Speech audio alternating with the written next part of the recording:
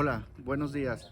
Nuevamente con ustedes, eh, abordando de nueva ocasión, valga la redundancia, el problema delicado que es la violencia en los centros escolares. En mi pasada participación, platicamos de manera general de lo que se trata la inclusión del criminólogo dentro de las instituciones educativas. Lo quisiera ampliar un poquito más y sobre todo hacerlo más funcional y práctico. Actualmente, y como lo hemos visto en los últimos días, en los últimos meses, se ha generado aquí en Aguascalientes y a nivel nacional ciertas conductas antisociales cometidas por personas, por jóvenes, aún estudiando o estudiantes. Entonces, es un grave problema de salud, hay que tomarlo así. Así lo manifiesta también la Organización de las Naciones Unidas. Entonces debemos involucrar a los sectores de salud porque hablamos no solamente de afectaciones emocionales, que por sí también tiene que ver con el tema de salud, sino también en cuestiones de violencia física. Actualmente, en las instituciones educativas se ha circunscrito única y exclusivamente la violencia escolar a acoso o a bullying. De acuerdo a la Organización de las Naciones Unidas y a la UNESCO, al UNICEF y a la propia Organización Mundial de la Salud, se dice y se plantea el panorama de ampliar la violencia escolar no solamente a lo que sucede en los escolares, en los estudiantes, sino a todo el entorno educativo y de los tres niveles de educación. Como lo platiqué en mi anterior comentario editorial, me enfoqué más a alumnos de educación básica, pero también este problema hay que atenderlo, hay que disminuirlo, hay que atenuarlo en educación media y en educación superior también, ¿sí? Tomé como ejemplo educación básica porque es el momento más vulnerable y en donde podemos actuar de una manera pronta y oportuna para prever a largo plazo estas cuestiones de antisocialidad. He tenido contacto con maestros, con docentes, y créanme que están hartos de recibir conferencias de violencia escolar. Lo que ellos buscan es que sea más funcional, más práctico, cómo actuar, ¿sí? Entonces, en eso me voy a enfocar en esta ocasión, en esas tareas prácticas de cómo atender a niños que son generadores de violencia, pero también a aquellos niños que reciben la violencia. ¿Sí? Hay que dotarlos de herramientas necesarias, hay que dotarlos de inteligencia emocional, hay que empezar por capacitar al personal educativo, al personal docente, al personal administrativo, al personal directivo, de cómo actuar en en esta problemática. Y hay que involucrar también a la comunidad de padres de familia. Y me refiero a un ejemplo en particular.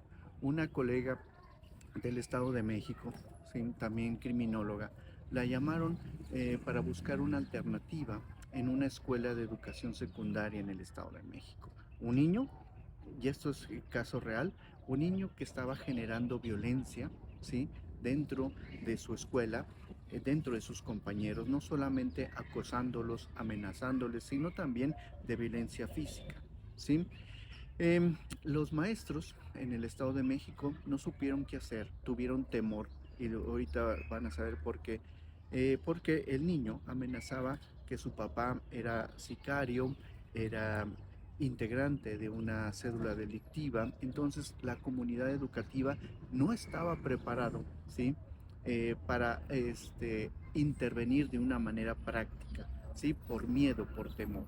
Ese es uno de los primeros aspectos que debemos de tomar en cuenta, el capacitar a los maestros en este tipo de ejemplos en particular. Entonces, ¿qué se hizo? Nadie quería, incluyendo docentes y personal directivo, mandar citar al padre de familia, ¿sí? Por temor, y es algo natural en los seres humanos. Tampoco hay que estigmatizarlo. Entonces se llamó a la compañera que me refiero, ¿sí? Y para que coadyuvara en esta problemática. Efectivamente, mi compañera, mi colega, mandó citar al maestro y efectivamente era miembro de una célula delictiva, y a través de estas técnicas de entrevista, de reflexión, mi compañera hizo saber que y entender sobre todo al padre de familia que no era necesaria eh, ir más allá, ¿sí? Es decir, lo hizo reflexionar a través de técnicas de entrevista para que no quisiera tener esa vida que él estaba viviendo para su menor hijo, ¿sí? Entonces, esa es una de las técnicas de apoyo que debemos inculcar a los maestros, a los personal directivo que interviene en las instituciones educativas. ¿Cómo voy a abordar a una persona? Hay que dotarlos primero de técnicas de entrevista, ¿sí? Es muy diferente entrevistar a un menor de edad que a un adulto, ¿sí? Entonces, estas técnicas nos van a ayudar primero a saber cómo participar de una manera primigenia, ¿sí? También hay que dotarlos de inteligencia emocional. ¿Cómo voy a abordar el comportamiento de un menor? ¿Cómo lo voy a comprender? ¿Cómo lo voy a procesar? Actualmente existen protocolos de atención de violencia en las escuelas, pero verdaderamente yo lo he visto y lo he leído, son verdaderamente burocráticos, engorrosos e involucran a terceras personas. Es decir, que se van pasando la información hasta terceras o cuartas personas. Pero lo que interesa aquí es actuar de una manera integral sobre los menores, ser un primer contacto. Por eso también se les dota de, o se les debe de dotar de herramientas necesarias a aquellos denominados primeros auxilios psicológicos. También eso es lo que se pretende capacitar a los maestros, pero de una manera práctica, no tanto teórica. Los primeros auxilios psicológicos no necesariamente, sí, los tiene que hacer un personal en psicología. Lo puedes, como es el primer contacto, los docentes ellos mismos lo pueden hacer. Sí, entonces también es una segunda herramienta que es dotar de esa capacidad, ¿sí?, a las personas. He estado analizando también casos prácticos eh, emitidos por la Organización de las Naciones Unidas. Casos prácticos que involucran a personal, que es lo que estoy intentando hacer su servidor, ¿sí? Prácticas directamente con los alumnos, ¿sí? Tenemos casos exitosos y documentados de España, Finlandia, Brasil, ¿dónde más?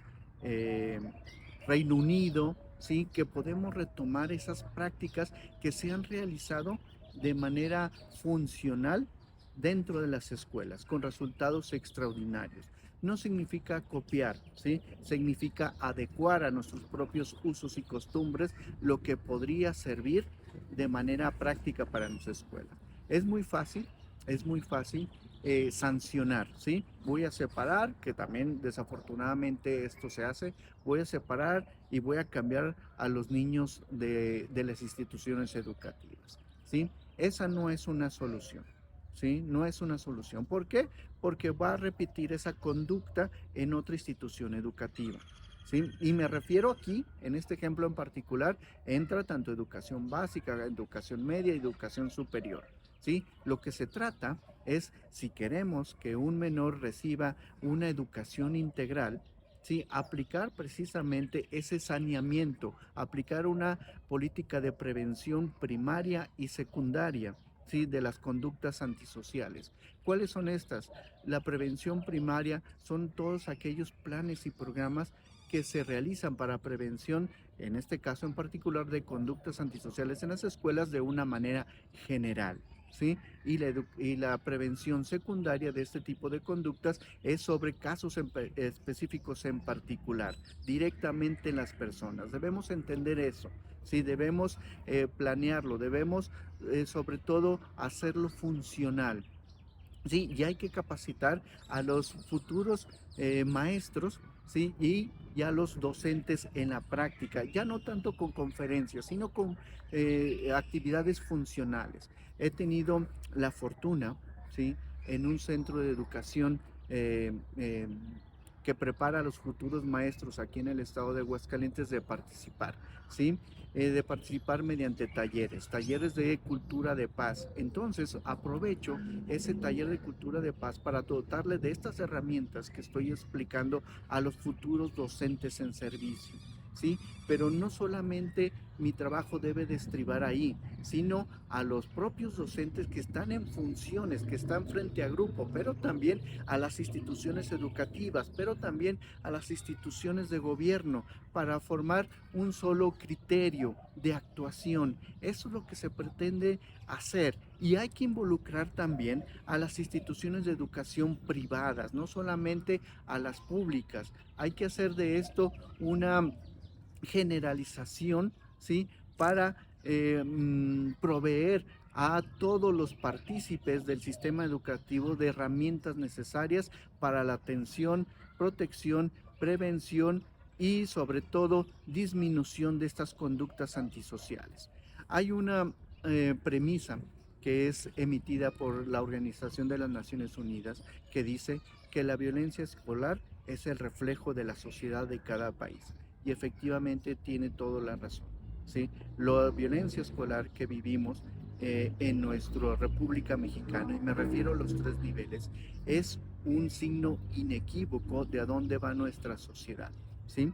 Con esto también quiero decir que hay que involucrar a los padres de familia, porque como lo mencioné en la pasada participación, ¿qué caso tiene si los propios generadores de violencia que replican los menores se originan en la propia familia? ¿Sí? ¿Qué caso tiene si yo voy a tratar a un menor de edad en la escuela para disminuirle, atenuarle su conducta antisocial?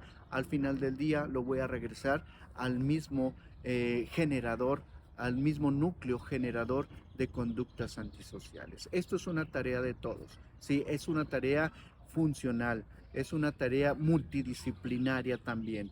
Debemos de involucrar a todas aquellas personas que tienen que ver en el desarrollo conductual del ser humano, incluyendo pedagogos, incluyendo abogados, incluyendo psicólogos, incluyendo trabajadores sociales, incluyendo sociólogos y sobre todo criminólogos. Sí, es una tarea de todos. Entonces debemos de primero entender que este es un problema de salud pública también, si no solamente es un problema enfocado a la educación. Existe en territorio nacional eh, lineamientos específicos en donde nos facultan a todos estos trabajadores, a todos estos conocedores de la conducta antisocial de intervenir en las escuelas. Existen varias jurisprudencias que nos dan la pauta para intervenir. Existe el principio pro persona, sobre todo aplicado a menores de edad, para poder intervenir de una manera fundamental, de una manera legal en las instituciones educativas. Hay que abrirnos a los nuevos conocimientos, hay que abrirnos a las disciplinas innovadoras. Hay que abrirnos también a esa tendencia de la educación disruptiva de la que también hablaba en la primera participación, en la primera parte de este editorial. Pero muy importante, también hay que adecuar estas políticas, esta intervención, no solamente educación básica, sino educación media y educación superior también, que también sufre de este tipo de conductas antisociales. Claro, hay que actualizarlas, hay que adecuarlas a cada uno de estos niveles, sobre todo tomando en cuenta el nivel de edad y el nivel socioemocional de las personas, ¿sí? Entonces, sirva esto para una reflexión, pero también para hacer entender a todos nosotros como una educación, como una institución, como una sociedad, a intervenir ya de una manera pronta y oportuna en la disminución de esta conducta antisocial y no dejarlo pasar más allá, porque cada vez vemos más conductas antisociales que no solamente provocan acoso, bullying, sino también hasta homicidios, como lo hemos visto sobre jóvenes estudiantes. ¿Sale? Hasta aquí mi comentario editorial por el día de hoy. Espero que sirva de utilidad y sobre todo el aportar este granito de arena para poder entender y hacerme entender y sobre todo llegar a la sensibilización de la sociedad, incluyendo las instituciones de gobierno, para poder intervenir de una manera pronta y oportuna en este terrible fenómeno social que estamos viviendo. Muchas gracias.